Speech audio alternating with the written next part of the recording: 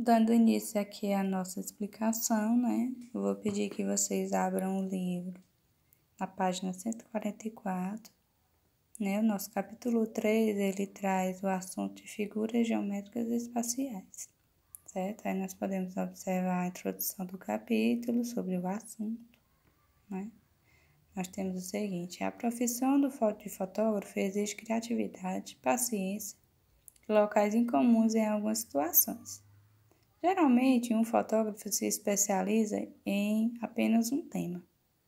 Dessa maneira, há fotógrafos que retratam somente animais, temas da natureza, como vemos nessa imagem. Outros, por exemplo, escolhem fotografar moda, festas ou eventos, né? Aí nós podemos observar um fotógrafo registrando um equidna, mamífero australiano de hábitos noturno que pode chegar até 6 kg de massa e ele bota ovos, né?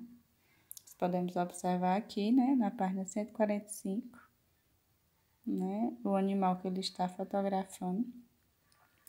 Aqui nós vamos ter duas perguntinhas para vocês resolverem no caderno. Se você fosse fotógrafo, o que eu gostaria de fotografar? B. Suponha que você vai fotografar aparelhos de televisão para o catálogo de uma loja, né? Aqueles catálogos que tem para a venda de produtos em loja, né? Você fotografaria esse aparelho de frente, de cima ou de lado, né? Justifique sua resposta. Vocês irão resolver essa atividadezinha no caderno, certo? E agora eu quero que vocês virem a página para 146. Aqui na página 146, nós vamos iniciar o assunto, né? Propriamente dito, o assunto de figuras geométricas espaciais, né?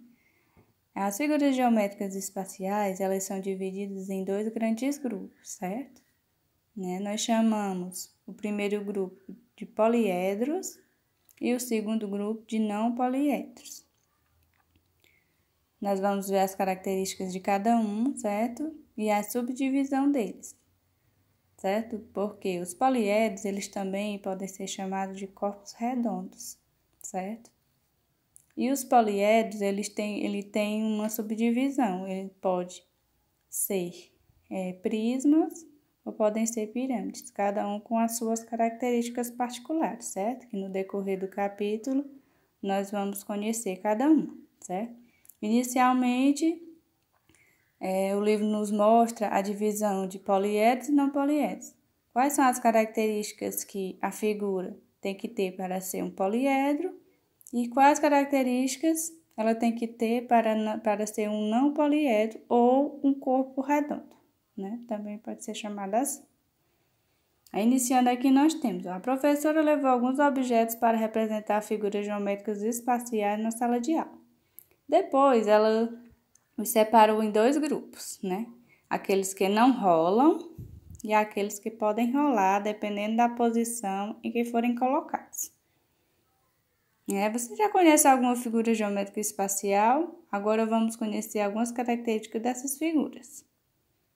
Aqui, nós podemos observar que essas três figuras, elas podem rolar, né? E essas outras três, elas não rolam. A professora levou essas figuras e mostrou aos alunos.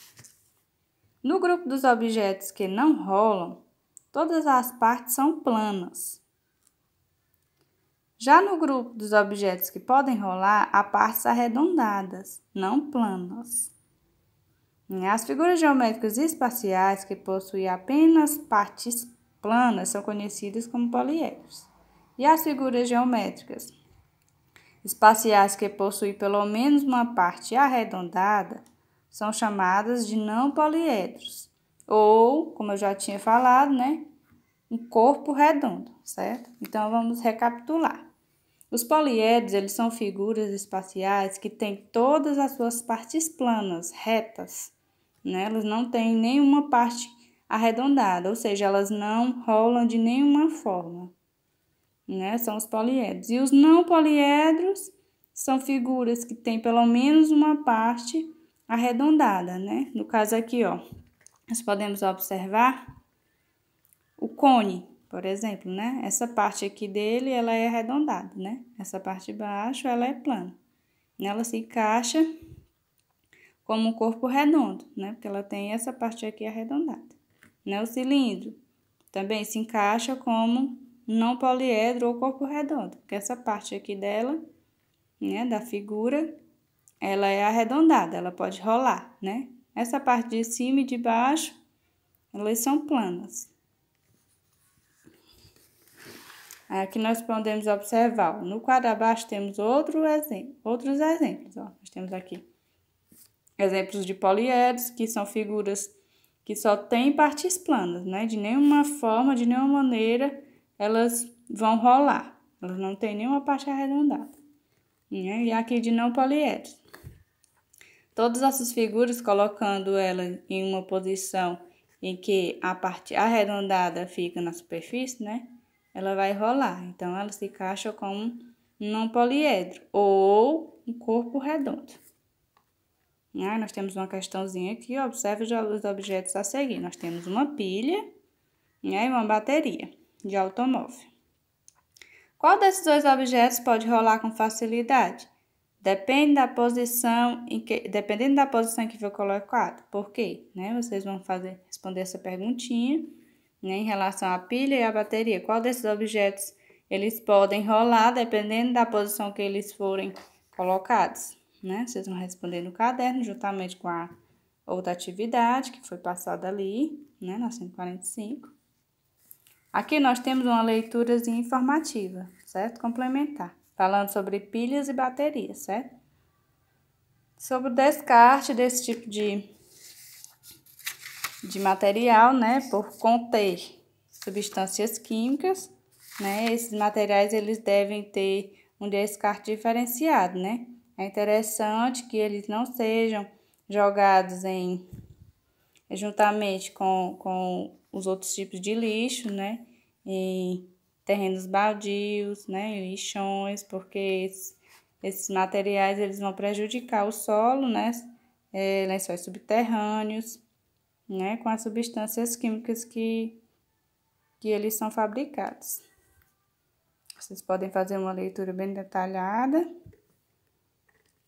Agora eu quero que vocês passem para a 148. Na página 148, a gente vai observar, né, uma atividade que vocês vão marcar com X os objetos que lembram poliedros, né? Os objetos que lembram poliedros, pessoal, vocês vão observar que os poliedros, eles possuem somente partes planas, né? Elas não têm nenhuma parte arredondada. Então, ó, os que possuírem partes arredondadas, eles vão ser classificados como não poliedros, né? Ou seja, vocês não vão marcar.